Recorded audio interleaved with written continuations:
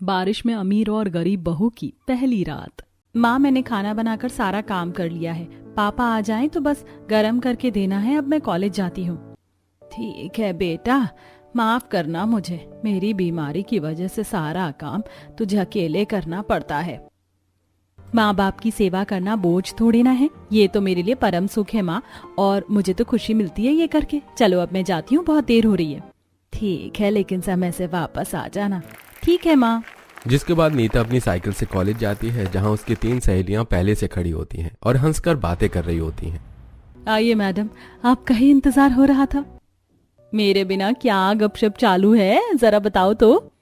और इस विनीता की शादी लग गई, बड़े अमीर घर का लड़का है। हमारी विनीता भी तो अच्छे घर से है। बताओ क्या करते हैं हमारे जीजा और कहाँ से हैं? ये ले मिठाई खा पहले। वो पड़ोस के गांव के जमींदार जी है ना, उनके ही बेटे से शादी फिक्स हुई है। बड़े अमीर लोग हैं वो तो। ये देख, उन्होंने शगन में मुझे ये गोल्ड चेन दी है और ये परादा की हील्स भी दी, और ये आईफोन मेरे उन्होंने गिफ्ट किया है। उन्होंने? ओहो क्या बात है। देख रही है बहन, हमारी सहेली बदल गई। सभी विनीता के लिए बहुत खुश थे। वहीं विनीता की बातें और उसका शो ऑफ देखकर नीता सोच में पड़ जाती है।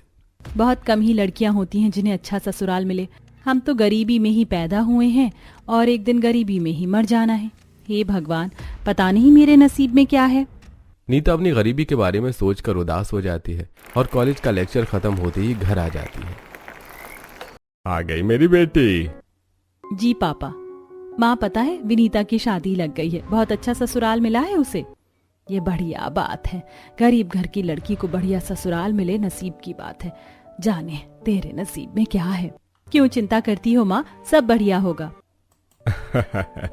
मेरी बच्ची कितनी जल्दी बड़ी हो गई, देखकर यकीन ही नहीं होता कि शादी लायक उम्र हो गई है। अब तो तेरी भी शादी करनी है। हाँ जी, इसका कॉलेज भी अब खत्म होने वाला है। कल खेत जाते समय अगर पंडित जी मिले तो उन्हें कह देना, कोई बढ़िया रिश्ता आए तो बताएंगे। हाँ भाग्यवान, कल ही कह देता हूँ। यहाँ श्यामलाल जी को नीता की शादी की चिंता सता रही थी। वहीं दूर शहर में शर्मा जी के घर पर।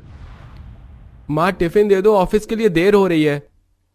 बेटा, कब तक माँ से टिफिन मांगेगा? बीवी से टिफिन मांगने की उम्र हो गई है। हाँ बेटा, अब तो तू 28 का हो गया है, करियर भी सेट हो ही गया है। अब बस घर में बहू की कमी है। कोई मॉडर्न लड़की पसंद हो तो बताना। मॉडर्न लड़की गलती से नहीं आएगी मेरे घर में। बहू तू मॉडर्न आ गई, गनीमत है। तुझे झेलना क्या कम है कि एक और मॉडर्न बहू आए घर में? मेरी बहू मेरी पसंद की ही आएगी। अरे ओ चुड़ैल, भूल मत, मैं तेरी सास हूँ। इस घर में चलेगी मेरी ही। इस घर में तो गांव की सीधी साधी लड़की ही आएगी। वहीं दादी गांव में अपने पुराने पंडित जी को फोन लगाकर रिश्ते की बात करती हैं और पंडित जी उन्हें नीता की फोटो भेजते हैं। लड़की तो बहुत सुंदर है। सभी कल जल्दी तैयार हो जाना, घर की बड़ी बहू देखने जाएंगे। वहीं अगले दिन सभी नीता को देखने के लिए उसके घर जाते हैं। नीता की सादगी और संस्कार देखकर सभी को नीता बहुत पसंद आती है। भाई साहब, हमें आपकी बेटी पसंद है। अब कुछ आगे की बातचीत हो जाए। बहन जी, आप कुछ कहें इससे पहले मैं बता देता हूँ, हम बहुत गरीब हैं। मैं आपको अपने जीवन का सबसे बड़ा धन मेरी बेटी के सिवा कुछ नहीं दे सकता। अरे नहीं नहीं भाई साहब, हमें दहेज नहीं चाहिए। बस हम कह रहे थे कि शादी में कोई कमी नहीं होनी चाहिए। दहेज की बात कहूँ इससे पहले ही मना कर दिया। धत, कोई ना, इकलौती बेटी है। आज नहीं तो कल सब नीता का ही होना है। हाँ बेटा, बस हमें हमारे घर की लक्ष्मी चाहिए और कुछ नहीं। लीजिए, मुंह मीठा करिए, हमें भी ये रिश्ता मंजूर है। और इस तरह दोनों परिवारों के बीच रिश्ता तय हो जाता है। वहीं शादी वाले दिन, उस दिन विनीता को कह रही थी, देखो तो हमारी नीता ने कमबाजी नहीं मारी, डायरेक्ट एमएनसी कंपनी के मैनेजर का रिश्ता आ गया। सुनना नीता, शादी के बाद जो भी होगा हमें बताना। वहाँ तो फूलों से सेज सजी होगी, पूरा घर लाइट से जगमगा रहा होगा। और हाँ, पहली रात पर जीजा जी को दूध का ग्लास जरूर देना। तभी नीता की माँ वहां आ जाती है और उसे मंडप में ले जाती है, जहां पूरे रीति रिवाज के साथ नीता और पवन की शादी शुरू होती है। पहले जयमाला होती है, फिर फेरों के समय अचानक बाहर बहुत तेज बिजली कड़कती है और बारिश शुरू हो जाती है। माँ, बाहर बहुत बारिश हो रही है। ये तो शुभ संकेत है, भगवान आशीर्वाद दे रहे हैं। जिसके बाद शादी संपन्न होती है और बहू की विदाई होती है। विदाई के समय ससुराल वाले एक ही कार से आए थे, जिस कारण नीता को सभी के साथ उसमें बड़ी मुश्किल से एडजस्ट होकर जाना पड़ता है। हे भगवान, मैंने तो सोचा था कि शहर का ससुराल है, कम से कम 2 गाड़ी तो लेकर ही आएंगे। ये क्या हो गया? भाभी, मेरा वजन ज्यादा तो नहीं लग रहा है ना? कुछ समय की बात है, हम घर पहुंचने ही वाले हैं।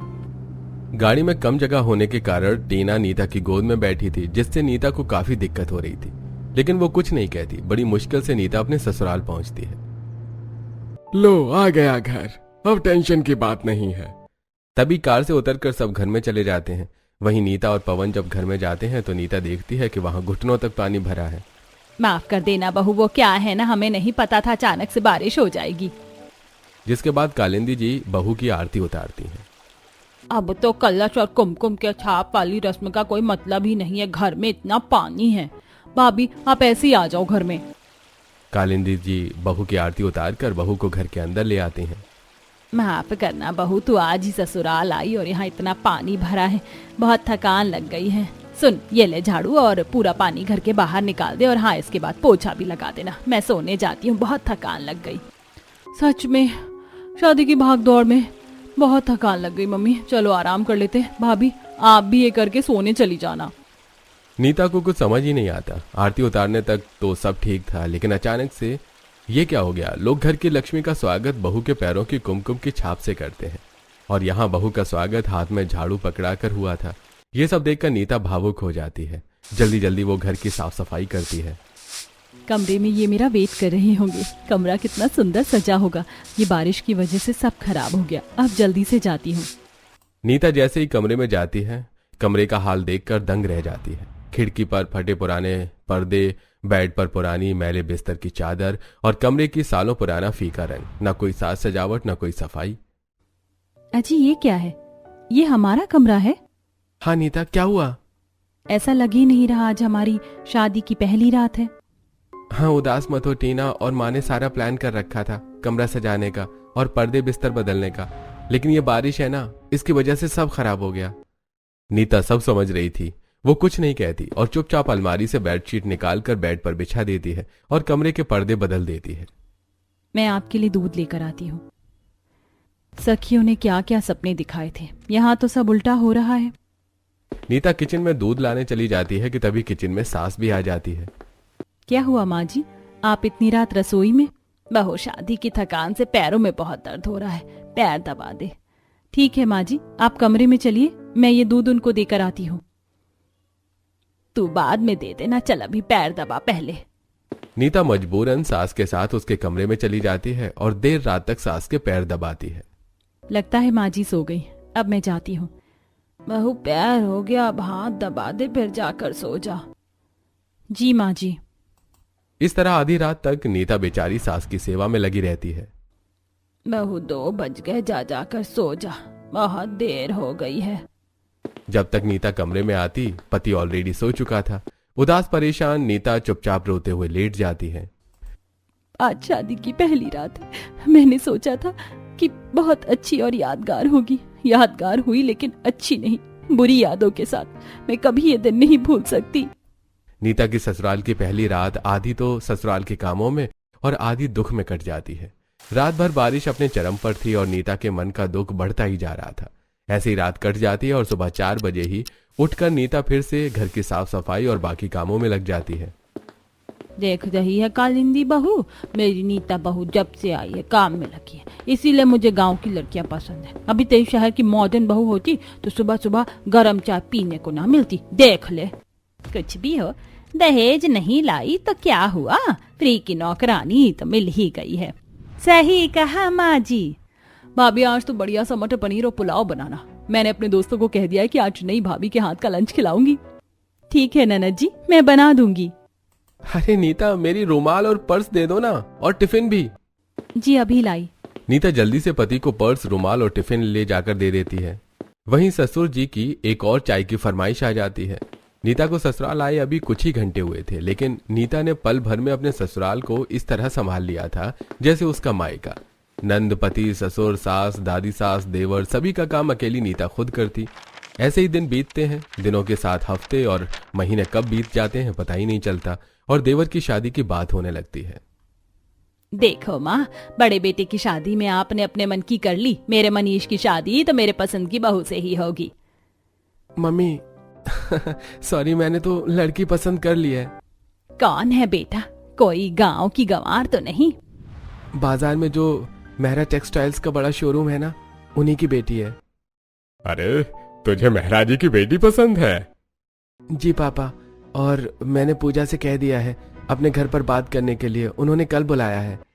अगले दिन पूरा परिवार पूजा के घर उसे देखने जाता है और मनीष की शादी भी तय हो जाती है। और कुछ ही दिनों बाद पूजा बड़े ही धूमधाम से शादी करके अपने ससुराल शर्मा जी के परिवार में आती है, जहां कालिंदी जी गाजे बाजे के साथ बहू के स्वागत में खड़ी थी। नीता की शादी की तरह आज भी बाहर बहुत बारिश थी, लेकिन नजारा कुछ और। मनीष, कितनी बारिश हो रही है, बाहर मेरे कपड़े गंदे हो जाएंगे। अरे डोंट वरी जान, मैं हूं ना।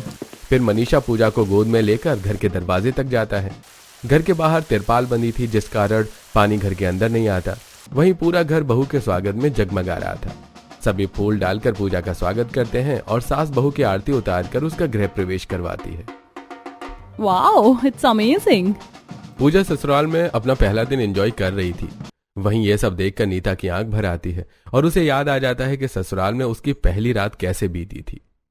नीता बहू और टीना, जाओ छोटी बहू को उसका कमरा दिखा देना। और हाँ, दूध का गिलास ले जाना मत भूलना बहू, अब तो पर पोते खिलाने की उम्र हो रही है ना। अब दोनों बहू बस जल्दी से खुशखबरी सुना दो। पूजा को दादी की बात अच्छी नहीं लगती और वो मुंह ऐंठ कर वहां से चली जाती है। तेरी पसंद की मॉडर्न बहू आई है, देख रही है कैसे मुंह ऐंठ रही थी। माँ जी, आपको मजाक ही नहीं करना था बहू से। वहीं नीता और टीना जब पूजा को उसके कमरे में ले जाती हैं, नीता पूजा के कमरे की साज सजावट देखकर हैरान हो जाती है। ये सजावट कब हुई? जब हम शादी में गए थे तब मम्मी ने डेकोरेटर्स को बुलाकर सजावट कराई थी। अच्छी है ना? हाँ, बहुत अच्छी है। कमरे में चारों तरफ लाइटिंग और फूल की सजावट, पीओपी की छत और नए पर्दे और बेडशीट देखकर एक बार फिर से नीता की आंखों में आंसू आ जाते हैं कि जब नीता इस घर में आई थी तो उसे क्या देखने को मिला था। बाहर तेज बारिश हो रही थी और कमरे का माहौल इतना बढ़िया था कि पूजा सब एंजॉय कर रही थी। सब तो ठीक है, लेकिन एक एसी लगा देना था यार कमरे में। सॉरी बेबी, मैं भूल गया था, मैं कल ही मंगा कर लगवा देता हूँ। कोई ना, आई नो तुम्हारे घर में एसी नहीं है, इसीलिए दहेज में पापा ने एसी दिया है, वही लगा दो लाके। फिर मनीष रात में अर्जेंट एक मैकेनिक को बुलाकर एसी फिट करवाता है और पूजा और मनीष अपनी पहली रात बड़े ही खूबसूरत पलों के साथ मनाते हैं। वहीं अगली सुबह पूजा देर से सोकर उठती है। माँ जी, देवरानी जी अभी तक उठी नहीं, जगा दूं? कोई जरूरत नहीं है, थक गई है बेचारी शादी के ताम झाम से, आराम करने तो छोटी बहू को। जी माँ जी। उसके बाद कालिंदी हमेशा की तरह अपने काम में लग जाती है। पूजा आराम से सोकर उठकर आती है। दीदी, नाश्ता दे दो। ये लो, और हाँ, आज तुम्हारी पहली रसोई है, किचन में आ जाओ नाश्ता करके। बहू, पूजा हलवा बना देगी, बाकी खाना तू बना देना। अभी तो छोटी बहू से इतनी जल्दी काम करवाना ठीक नहीं है, अभी तो हाथों की मेहंदी भी नहीं छूटी। सास की बात सुनकर नीता को याद आ जाता है कि कैसे गृह प्रवेश के तुरंत बाद सास ने उसके हाथ में झाड़ू थमा दिया था। नीता चुपचाप सास की बात सुनकर किचन में चली जाती है और देवरानी के हिस्से का सारा काम भी अब नीता खुद करने लगती है। बस कभी कभी पूजा छोटे मोटे कामों में मदद कर देती है। ऐसे ही एक दिन, अरे छोटी बहू, ये कुर्ता मेरा गंदा हो गया है, धो लेना, कल सत्संग में यही पहन कर जाऊंगा। जी पापा जी। अब पहली बार ससुर जी ने कोई काम बोला है, मना कैसे करूं? और एक कुर्ते के लिए कौन ही वॉशिंग मशीन यूज करता है, हाथ से धो देती हूँ। पूजा कुर्ता धोने जाने लगती है कि तभी, बहू, हाथ से धोने की कोई जरूरत नहीं है, ये वॉशिंग मशीन है ना, इसी में धो दे कुर्ता, फालतू में क्या परेशान होना। दूर खड़ी नीता ये देखकर हैरान हो जाती है। जब मैं आई थी, माँ जी लादी लादी कपड़े हाथ से धुलवाती थी, आज एक कुर्ते के लिए भी वॉशिंग मशीन, इतना भेद क्यों? ये सोचते हुए नीता की आंख भर आती है और वो अपने काम में फिर से लग जाती है। ऐसे ही एक दिन, छोटी बहू, ये देख, मैंने तेरे लिए ये साड़ी लाई है, पूरे 15,000 की है, कैसी लगी तुझे? ठीक है, बट माँ जी आपको तो पता है मुझे ऐसी साड़ी बिल्कुल पसंद नहीं। हमारे यहाँ का रिवाज है, शादी के बाद बहू को सास साड़ी देती है, इसीलिए सोचा तेरे लिए बड़ी साड़ी ले लूं। अब ले आई हूँ तो कोई बात नहीं। फिर पूजा उसे रख लेती है। वहीं दूर से सब कुछ देख रही नीता को एक बार फिर से याद आ जाता है कि जब नीता घर आई थी तो कैसे कालिंदी जी ने उसे सस्ती कॉटन की साड़ी पकड़ा दी थी। शायद मेरा गुनाह यही है कि मैं गरीब घर से आई हूँ, दहेज नहीं लाई। देवरानी जी के दहेज लाने और अमीर घर से होने की वजह से देवरानी जी की इतनी खातिरदारी हो रही है। ससुराल में पूजा और नीता के बीच काफी भेद था। कालिंदी जी पूजा को कोई काम नहीं करने देती। पूजा बस सारा दिन आराम करती और पार्टियों और पार्लर में बिजी रहती। वहीं नीता अकेले पूरा घर संभालती। फिर एक दिन, बहू, नई बहू को आए जब काफी दिन हो गए हैं। हाय, नीता अकेले सारा काम करती है, तू भी पूजा को आराम देती है। अब तू भी बूढ़ी हो रही है, पूजा बहू पर भी थोड़ा सा बर्डन डाल। माँ जी, पूजा सब कर लेगी, चिंता ना करो। दूसरों का नहीं, लेकिन मेरा खुद का काम तो बहू से करवा ही सकती हूँ, जब पूजा की इतनी खातिरदारी करती हूँ तो। वहीं अगले दिन, छोटी बहू, मेरे सिर में काफी दर्द हो रहा है, सिर में मालिश कर दे।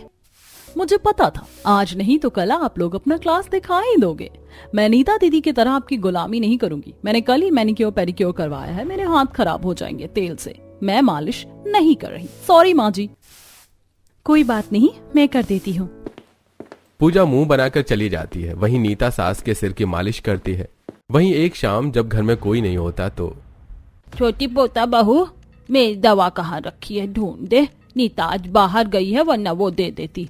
दादी जी, दवा तो दे दूं, लेकिन मुझे नहीं पता कहाँ है, और मुझे अभी दोस्तों के साथ शॉपिंग के लिए देरी हो रही है। ऐसा कहकर पूजा वहां से चली जाती है। वहीं दवा टाइम से न खाने के कारण दादी की तबीयत खराब होने लगती है कि तभी नीता सही समय पर आकर दादी को दवा देती है। मेरी नीता बहू, आज तो सही समय पर आ गई है, वरना मेरा स्वर्ग जाना पक्का था। वहीं एक दिन दोपहर में, भाभी, आपके पास तो बहुत सारी फैंसी साड़ियां हैं ना, एक दे दो, कॉलेज में कल फंक्शन है। मेरी इतनी महंगी साड़ी मैं तुम्हारे सड़े से कॉलेज फंक्शन के लिए थोड़ी ना दूंगी। चलो भागो यहाँ से। हाँ, जाने कौन से गरीब घर में आ गई हूँ, यहाँ आए दिन सब कुछ न कुछ डिमांड करते रहते हैं। पूजा की बात सुनकर टीना के साथ आज कालिंदी को भी बहुत बुरा लगता है। जिस बहू को सब इतना मानते हैं, वही बहू सबको चीटी बराबर भी नहीं समझती। टीना, रो मत, मेरे पास एक साड़ी रखी है, तुम्हारे भैया ने लाकर दी थी, मैं दे देती हूँ। भाभी, ये तो आपकी सबसे महंगी साड़ी है, आप ये मुझे दे रही हो। कोई बात नहीं, तुम पहन कर जाओ। अब सास को भी धीरे धीरे नीता का उदार दिल दिख रहा था, लेकिन एक दिन तो हद ही हो जाती है। गीता देवी जी की बहुत ज्यादा तबीयत खराब होती है और दादी की हालत देखे बिना पूजा कार लेकर शॉपिंग के लिए निकल जाती है। कोई अम्मा को हॉस्पिटल लेकर चलो। अम्मा, हम आपको कुछ नहीं होने देंगे। माँ जी, आप चिंता ना करो, मैं दादी को लेकर जाऊंगी हॉस्पिटल। फिर नीता बाहर से एक दुकान से ठेला मंगाकर लाती है और दादी को ठेला पर लेटाकर हॉस्पिटल लेकर जाती है। आपने अगर थोड़ी भी देर की होती तो हम आपकी दादी को नहीं बचा पाते। बहू, तेरा लाख लाख शुक्र है, आज तू ना होती तो अम्मा जिंदा ना होती। जिसके बाद जब तक दादी ठीक नहीं होती, नीता हर समय हॉस्पिटल में दादी के साथ रहती है और दादी की सेवा करती है। वहीं पूजा एक बार भी हाल तक पूछने नहीं आती। वहीं जब दादी ठीक होकर घर आती हैं, कालिंदी बहुत ही अच्छे से अपनी सास का वेलकम करती है और, अम्मा, आओ, अंदर आओ। बहू, तू कहाँ आ रही है? घर। माँ जी, क्या हुआ? मैंने कुछ गलती कर दी क्या? गलती तो मैंने की, तुझे अपनी बहू बनाकर।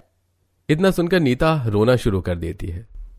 मैंने तो हमेशा सब कुछ चुपचाप सहा और कभी उल्टा जवाब भी नहीं दिया माँ जी। अरे रो मत, आज रोने का दिन नहीं है, खुशी का दिन है। हाँ बहू, मैंने गलती तुझे अपनी बहू बनाकर की, तू तो बेटी बनाने के लायक है। ये सुनकर नीता खुश हो जाती है। यहीं रुक, अभी आई। माँ, ये लो चावल का कलश और कुमकुम का घोल, और ये आरती की थाल। जिसके बाद कालिंदी जी अपनी बड़ी बहू को अच्छे से स्वागत करती है। बहू, अब चावल के कलश पर दाहिना पैर मारकर अंदर आकर पूरे घर में अपने पैरों से कुमकुम की छाप दे दे। नीता ऐसा ही करती है और ऐसे ही नीता अपने कमरे में जाती है। कमरे का नजारा देखकर हैरान हो जाती है। माँ जी, ये सब क्या है? अपनी गलती सुधार रही हूँ बहू। इस घर में पहली रात तेरी बहुत बुरी बीती थी, सिर्फ और सिर्फ मेरे कारण। आज वो सारी गलती सुधार कर तेरी यादें अच्छी कर रही हूँ, तेरे नए जीवन की नई और खुशहाल शुरुआत करवा रही हूँ। ये सुनकर नीता सास के गले लग जाती है। आज पहली बार उसे ससुराल में वो प्यार मिला था जिसके लिए वो तरस रही थी। आज भी बाहर बारिश हो रही थी, लेकिन खुशी की।